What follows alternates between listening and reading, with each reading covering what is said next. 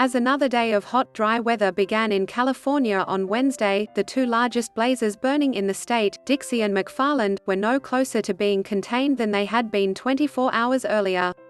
That wasn't the only bad news. The Caldor fire, which began on Saturday, had chewed through a total of about 54,000 acres by Tuesday evening, mostly in the preceding 24 hours, according to a New York Times wildfire tracker.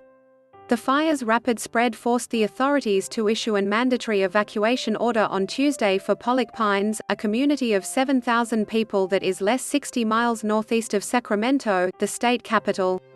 "It's pretty darn close," John Woodworth, the manager of a mobile home park in Pollock Pines, said of the fire in an interview with the Sacramento Bee newspaper, hours before the community was evacuated. "If the wind shifts, we're in trouble." The Caldor fire has chewed through a far smaller area than the number of acres burned by the Dixie, more than 600,000, or McFarland fires, nearly 100,000. But as of Tuesday night it was not at all contained, while Dixie was 31% contained and McFarland was 51% contained. Cal Fire, the state's firefighting agency, described the Caldor blaze as a dynamic and rapidly developing incident. Officials in Northern California have said that high winds, low humidity, dry ground and scorching temperatures are combining this week to produce a drastically elevated fire risk, at least through Wednesday. In one sign of that concern, Pacific Gas and Electric began shutting off power for about 51,000 customers in 18 of the state's counties on Tuesday evening. It cited potential sustained wind gusts of up to 40 miles per hour, along with extreme to exceptional drought conditions and extremely dry vegetation, as contributing to the risk that power lines could start wildfires. The utility said that power should be restored on Wednesday after weather conditions improve.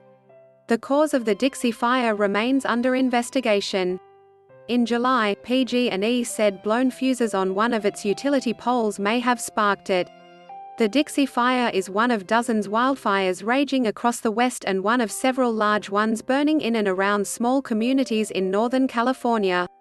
That includes the Monument Fire, northwest of the McFarland and Dixie fires, which has burned more than 119,000 acres and caused fresh evacuations on Tuesday night. It was only 10% contained. Some places that were once safe havens for evacuees are now girding for the arrival of flames and smoke. The city of Susanville, Calif, for instance, has lately been a refuge for people fleeing fires in nearby communities, including the devastated town of Greenville. Now there are growing concerns that the city itself could be in the path of the Dixie fire, the state's second largest on record.